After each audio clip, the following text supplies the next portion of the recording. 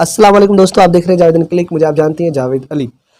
धौलाना विधानसभा को लेकर आपसे प्रॉमिस किया है मैंने कि लगातार अपडेट दिखाने की कोशिश करूंगा। मेरे साथ फिर से आप देख रहे हैं कि मोहम्मद आरिफ बैठे हैं, जो नाहल से ताल्लुक रखते हैं। नाहल के बारे में भी आपको बता दूं, डिस्ट्रिक्ट गाजियाबाद का सबसे बड़ा गांव है, जो धौलाना विधानसभा में शामिल है। बहुत ज़्यादा यहाँ मतदाता है, तो जाहिर सी बात है जो भी कैंडिडेट जीत हासिल करना चाहता है तो नाहल को इग्नोर नहीं कर सकता।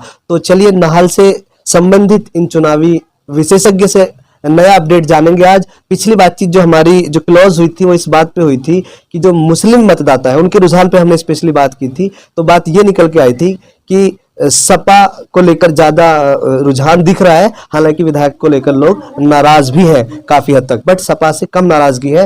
हालांकि जो दूसरे कैंडिडेट है वो भी फाइट में है, बट जो ज्यादा रुझान है वो सपा की तरफ था। ये हमारी पिछली बातचीत में जो हमारी थी वो निकल के आई थी। मगर हम भी लगातार कोशिश कर रहे हैं लोगों का मिजाज जानने की, और उस मिजाज को जैसे जैसे हम जानेंगे, जो भी कुछ नया रुख या नई हवाएं बहेंगी उनको हम आपको रूबरू कराएंगे। तो चलिए जानते आरिफ भाई, क्या कुछ नया इन 2 दिन में हुआ है? हमारे पिछले डिस्कशन को अगर देखें तो उसके बाद कुछ नया बदलाव आपको नजर आ रहा है? क्या कुछ जानकारी है आपके पास? देखिए, अभी कोई ज्यादा नया तो बदलाव नहीं लग रहा है। जो अब से 4 दिन पहले था लगभग अभी वही चल रहा है। लेकिन लोगों के मन में कई सवालात उठ रहे हैं। उन सवालों को लेकर लोगों में अभी डिस्कस चल रही है कि भी इसको ऐसे कर लें। तो अभी मुझे लगता है कि 4-5 दिन यही चलेगा। ये जो बात हम करते हैं कि लोगों के मन में कई सवाल उठ रहे हैं, क्या उन सवालों का बता नहीं सकते? क्या सवाल उठ रहे हैं लोगों के मन में? हाँ, वो बता सकते हैं बिल्कुल। सवाल कुछ इस तरह के हैं, जैसे अभी आप विधायक जी का जिक्र कर रहे थे। तो विधायक जी 5 साल से यहाँ रहे हैं, लोगों के बीच में रहे हैं, लेकिन कुछ कामों को लेकर के लोगों के जहन में बहुत सारी बातें हैं। उनके काम जैसे नहीं हो पाए, नाहल को इंटर कॉलेज नहीं मिला है, रोड बहुत खराब है, बहुत दिक्कतें रास्ते में होती हैं। तो इन चीजों को लेकर के लोग विधायक जी से बहुत ज्यादा नाराज हैं। लेकिन अगर पार्टी की बात करें तो लोगों का जहन उस तरफ रहता है। अच्छा, मेरी कुछ लोगों से बातचीत हुई, पर्सनल बातचीत में लोगों ने बताया कि अभी काफी समय बचा हुआ है, और जिस तरह ओवैसी को लेकर लोग थोड़ा सा मतलब सोच रहे हैं कि हिस्सेदारी वाली जो बात है उस पर लोग सोच रहे हैं कहीं ऐसा तो ना हो जाए कि इस बचे हुए टाइम में हवा का रुख पलट जाए। क्या कहते हैं? नहीं, ऐसा नहीं है। दरअसल ओवैसी साहब उत्तर प्रदेश में आए हैं, और आने के बाद में उन्होंने 2-4 जगह जैसे भी अपने जलसे और मजलिस वगैरह जो भी करा है, उन्होंने टीम नहीं है उनके पास। ओवैसी के जो समर्थक है उनका एक सवाल है उनका, जो दिमाग में घुसता भी है कई लोगों के, कि हम अगर ओवैसी के कुछ कैंडिडेटों को जिता देते हैं तो घूम फिर के तो वो सपा में ही शामिल होंगे, बाद में वो हिस्सेदारी ले सकते हैं। तो देखा जाए तो समर्थन तो से सपा का नुकसान क्या होता है? कुछ भी नहीं। उनका ये तर्क रहता है पब्लिक के सामने कि आप अगर अखिलेश के बंदे डायरेक्ट जिता रहे हो या सीधे ओवैसी के कुछ जीत जाए तो उससे बीजेपी को कहां समर्थन जाता है? वो घूम फिर के तो अखिलेश को ही सपोर्ट करेंगे ना, बल्कि इसके बदले ज्यादा मजबूती से अपनी हिस्सेदारी मांगी जा सकती है, ऐसा ओवैसी के समर्थक बोलते हैं। तो क्या इस पब्लिक पे असर नहीं पड़ेगा? इन थॉट्स का, इन विचारों का पब्लिक पे असर नहीं पड़ेगा? नहीं नहीं, देखिए मेरी बात आप सुनिए। दरअसल मसला फिर घूम के वहीं आता है। ओवैसी साहब के पास कोई टीम नहीं है अभी सही तरीके से। जिस तरह से बाकी पार्टियों की टीमें होती हैं उस तरह की टीम ओवैसी साहब के पास में नहीं है। बात आती है बीजेपी की। अक्सर ये सवाल कई जगह मुझे सुनने को मिलता है, तो बीजेपी का क्या मसला है? बीजेपी भी तो एक भारतीय जनता पार्टी है, भारत की जनता की पार्टी है, तो उससे क्या दिक्कत है? हम लोग उसी की बात ऐसे क्यों करते हैं कि उसको हराना या उससे ये करना? आपके सवालों में भी कई बार नहीं, ओवैसी के समर्थक भी यही कहते हैं कि हमने बीजेपी को हराने का ठेका थोड़ी लिया है, हमें अपनी हिस्सेदारी मजबूत करनी है। ये पब्लिकली मीटिंग उनकी जो चल रही है इस बात को बहुत जोर से उठा रहे हैं कि बीजेपी को हराने के पीछे क्यों पड़े, उससे क्यों चिढ़ते हो? आप अपनी पार्टी को मजबूत करो ना। जब देश की जो राजनीति है, इसमें कोई शक नहीं है दर्शकों कि देश की जो राजनीति है वो जातिवाद पे आधारित है, जो नहीं होनी चाहिए। पार्टियां बिल्कुल जातिवाद बेस पर है, दलितों की पार्टी है, यादवों की पार्टी है, और इसी चीज को उठाते हैं ओवैसी के जो समर्थक है, उसकी जो पार्टी के जो कार्यकर्ता है, वो इसी बात को उठाते हैं कि जब राजनीति बढ़ ही इस तरह से गई है तो क्यों ना हमें अपनी हिस्सेदारी मजबूत की जाए। तो मेरा सवाल बार बार यही है, क्या पब्लिक को, चूंकि पिछले विधानसभा चुनाव में भी ऐसा हुआ था, पीस पार्टी आई थी तो बासित प्रधान लड़े थे, उससे तो काफी सारे वोट मिले थे। हो सकता है इस बार लोग पर इस चीज पर फिर से बिलीव ना कर पाए, क्योंकि बासित प्रधान जी ने पार्टी बदली, पहले बहुत मंच पे खड़े हो मतलब बुराई है कि दूसरी पार्टियों के बाद में उन्हीं पार्टियों में शामिल हो गए। तो क्या ये भी एक रीजन हो सकता है कि लोग ओवैसी को समर्थन ही ना दें, क्योंकि उनके कैंडिडेट अगर कुछ वोट पा भी जाए, 20-30-50 हजार या जितना भी, तो हो सकता है वो फिर दूसरी पार्टी में चले जाए? तो क्या ये भी एक फैक्टर है क्या?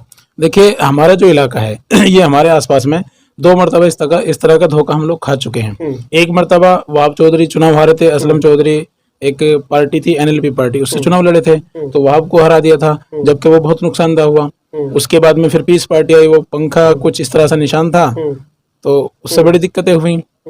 फिर इस तरह का कुछ माहौल ऐसा ना बने और फिर जो बात आप कहते हो कि भाई हिस्सेदारी का मसला है, तो हिस्सेदारी आप मैं नहीं कहता, ओवैसी के विचार जो समर्थक लोग हैं उनकी जो विचारधारा है वो कहते हैं कि हिस्सेदारी जरूरी है। हाँ, तो आप हिस्सेदारी करिए, हिस्सेदारी को कौन मना करता है आपको, लेकिन मसला फिर घूम फिर के वहीं आता है। ओवैसी साहब की जो पार्टी है, क्या उनके पास में जैसे बाकी लोगों की टीमें काम कर रही हैं, तो हिस्सेदारी का मतलब पहले मुझे आप ये समझाइए कि हिस्सेदारी को क्या कहना चाह रहे हो आप? हिस्सेदारी मतलब ये कि एक नुमाइंदा हो इस लेवल पर कि पार्टी अध्यक्ष हो वो, जो अपनी जात के लिए या अपनी कम्युनिटी के लिए सरकार में हिस्सेदारी सुनिश्चित कर सके, उनके जो हक है उनको दिलाने में सुनिश्चित कर सके, ये इस चीज को हिस्सेदारी कहते हैं। देखिए, वो भी ओवैसी साहब भी कोई एक जाति के या एक मजहब के तो नेता नहीं है। ना, ये तो कहने की बात है। ओवैसी साहब मुस्लिमों के नेता है, वो अलग बात है कि अगर वो दावा करते हैं कि हम अगर बनते हैं तो हम सबके साथ इंसाफ करेंगे, और ये दावा तो मोदी जी भी करते हैं, तो सभी पार्टियां करती हैं, बट प्रैक्टिकली तो ऐसा हो नहीं पाता है। लोगों का झुकाव एक वर्ग विशेष की तरफ ही रहता है, जो नहीं रहना चाहिए। खैर, हमारा ये कि आज आपके पास कोई खास अपडेट, कौन सा कैंडिडेट आगे चल रहा है, हम मुस्लिमों की बात नहीं कर रहा, अब पूरी विधानसभा की बात कर रहा हूँ कि अभी कौन से कैंडिडेट को आप देख रहे हैं कि अभी वो जीत की तरफ है। अभी अगर पूरे विधानसभा की बात करी जाए तो अभी मुकाबला त्रिकोणीय दिखाई दे रहा है। अभी कोई आगे पीछे नहीं है, थोड़ा थोड़ा आगे पीछे होते हैं। अभी उसको पूरी तरीके से मुकाबला नहीं कहा जाएगा, अभी मुकाबला पूरी तरीके से त्रिकोणीय है। नहीं, मुझे कई लोगों ने बताया कि धर्मेश त्यागी काफी मजबूती से लड़ रहे हैं, धर्मेश तोमर सॉरी, तो क्या इससे आप सहमत नहीं है? तो नहीं, सहमत हूँ मैं इस बात से, ऐसा है। कितना कितना आगे लग रहा है आपको कि वो फाइट में है या आगे है काफी?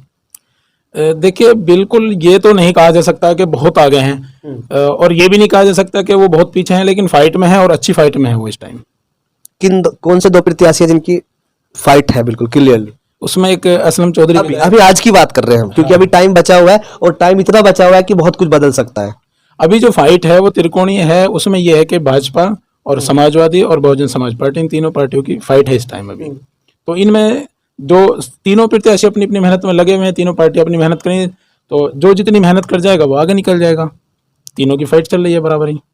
चलिए, तो आज के वीडियो में भी कोई खास नया अपडेट नहीं है, लगभग वही टिका हुआ है अपडेट की, अभी कंफ्यूजन बाकी है। कब तक ये कंफ्यूजन रहेगा देखते रहिए जावेदीन क्लिक। हम आपको पूरी ईमानदारी से बताने की कोशिश करेंगे कि धौलाना विधानसभा का जो रुख है वो किधर जा रहा है, कौन जीतेगा, इस पर हम आपको लगातार दिखाने की कोशिश करेंगे। तो वीडियो अगर आपको सही लगता है या आपको कुछ गलत भी लगता है तो आप हमें जरूर कमेंट के जरिए हम तक अपने जो विचार है बताइएगा। देखते रहिए।